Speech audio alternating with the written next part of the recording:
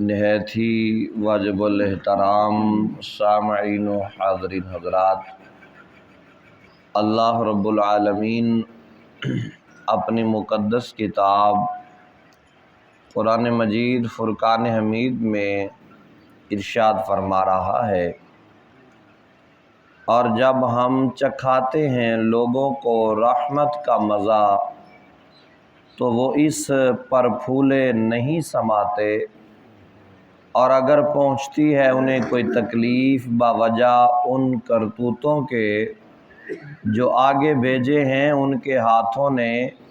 تو وہ مایوس ہو جاتے ہیں۔ محترم حضرات، آج کی آیت مبارکہ کے اندر دو چیزوں کا ذکر ہے۔ سب سے پہلے تو مالک کی رحمت کا ذکر ہے، اور پھر آخر میں ہماری طرف سے ہونے والی مایوسی کا انجام ہے۔ مومن کو جب اللہ تعالیٰ اپنی رحمت سے نوازتا ہے تو وہ اپنے منعم حقیقی کی بارگاہ میں سجدہ شکر ادا کرتا ہے، اور یہ ایک مومن کی نشانی بھی ہے۔ جو مومن ہے نا، وہ اپنے مالک کا شکر ادا کرتا ہے۔ اگر رحمت نصیب ہو جائے، اس کا فضل مل جائے، تو اللہ رب العالمین کے اس انعام پر وہ اللہ کا شکر ادا کرتا ہے، اور اگر کوئی نعمت نہ ملے تو اس پر وہ صبر کر لیتا ہے۔ رب کریم نے قرآن مجید فرقان حمید کی اس آیت مبارکہ میں پھر فرمایا، اور جب اسے تکلیف یا کوئی نقصان پہنچتا ہے تو وہ صبر کرتا ہے اور یقین رکھتا ہے کہ اس کا مالک اور کارساز اس کی تکلیف کو دور کر دے گا۔ لیکن جن کے دلوں میں ایمان کی شمع روشن نہیں ہوتی، ان کا رد عمل دونوں صورتوں میں بالکل مختلف ہوتا ہے۔ خوشی کے لمحوں میں وہ پھولے نہیں سماتے، اپنی کامیابی کے نشے سے وہ یوں بدمست ہو جاتے ہیں کہ ان کا رد عمل اور ان میں نیک و بد کی تمیز بھی باقی نہیں رہتی۔ اگر انہیں ان کی کارستانیوں کے پاتاش میں انہیں کسی غم میں مبتلا کر دیا جاتا ہے تو مایوس و نا امید ہو کر بیٹھ جاتے ہیں، یعنی بد خصلت گدھے کی طرح اگر تو گھاس سے ان کا شکم پر کر دے تو لوگوں کو دولتیاں مارنے لگتے ہیں، اور اگر بھوکا ہو تو ہینگنا شروع کر دیتے ہیں۔ دل شکنی افسودہ خاطری کے عام طور پر دو نتیجے نکلتے ہیں، یا تو کام کرنے کی صلاحیت اور حوصلہ دم توڑ دیتا ہے اور زندگی کی ہنگامہ خیزیوں سے الگ ہو کر گمنامی کے اندھیروں میں کھو جاتا ہے، اور یا غلط کاریوں اور بد دیانتیوں کو اپنا شعار بنا لیتا ہے۔ یہ دونوں صورتیں اس کے لیے تباہ کن ہے، اور رب کائنات نے ارشاد فرمایا کہ جو بندہ ناشکرا ہے نا، اس کی مثال اس گدھے کی طرح ہے کہ جس کا پیٹ اگر خالی رکھ دیا جائے، اسے چارہ نہ ڈالا جائے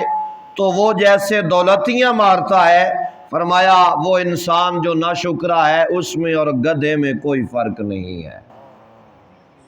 تو یہ ہمارے لیے بہت ہی قابل غور بات ہے۔ آج کی جو آیت مبارکہ کی تفسیر گزری ہے، یہ لفظ جو گدھے کا، یہ میں اپنی طرف سے نہیں لگا رہا، یہ صاف صاف تفسیر کے اندر موجود ہے۔ تو اس کا مطلب یہ ہے کہ اگر انسان شکر کرے اور صبر کرے تو پھر یہ فرشتوں سے اعلیٰ بھی ہے، اور اگر ناشکری پر اس انداز میں گر جائے کہ مایوسی کے اندھیری اور مایوسی کی اندھیر کوٹھڑی میں چلا جائے تو پھر فرمایا کہ یہ جانوروں سے بدتر بھی ہے۔ مایوسی کے متعلق اسی لیے فرمایا گیا کہ مایوسی جو ہے یہ ایمان والوں کو زیب نہیں دیتی۔ اگر کوئی چیز ظاہری طور پر ہمیں نہیں ملی تو ہمیں چاہیے کہ ہم اس پر صبر کریں اور پھر بھی مالک کا شکر ادا کریں کہ اے اللہ جیسے تو رکھنا چاہتا ہے، میں تو تیرا بندہ ہوں، میری کیا مجال ہے کہ میں تیرے حکم کے آگے کوئی اپنی بات کر سکوں۔ مولا جیسے تو راضی ہے میں تو تیرا عاجز بندہ ہوں، ویسے ہی میں راضی ہوں۔ تو جب بندہ اس حالت میں ہو تو پھر اسے مقام دے دیا جاتا ہے، پھر اسے عزت شان و شوکت عطا کر دی جاتی ہے۔ اب یہاں پر ایک میں مثال دے کے سمجھا دیتا ہوں۔ اگر ہمیں کوئی کہے کہ اپنے بیٹے کے گلے پر خنجر چلاؤ، چھری چلاؤ، تو ہم چلائیں گے؟ بہت مشکل ہے، ہم نہیں چلائیں گے۔ ہم کہیں گے جی یہ خواب ہے، اور خوابوں کے اندر جو کچھ ہوتا ہے وہ تو بہت زیادہ جھوٹ ہوتا ہے۔ لیکن قرآن میں موجود ہے کہ حضرت ابراہیم علیہ نبینا علیہ الصلاۃ والسلام آپ کو خواب میں رب کا جلوہ دیکھنا نصیب ہوا تو رب نے فرمایا کہ اے پیارے کلیم اپنی قیمتی چیز میری راہ میں قربان کرو،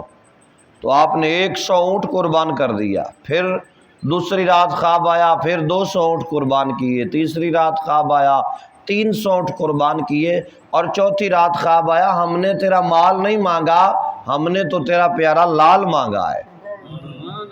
وہ جو تیرے بڑھاپے کا سہارا ہے نا،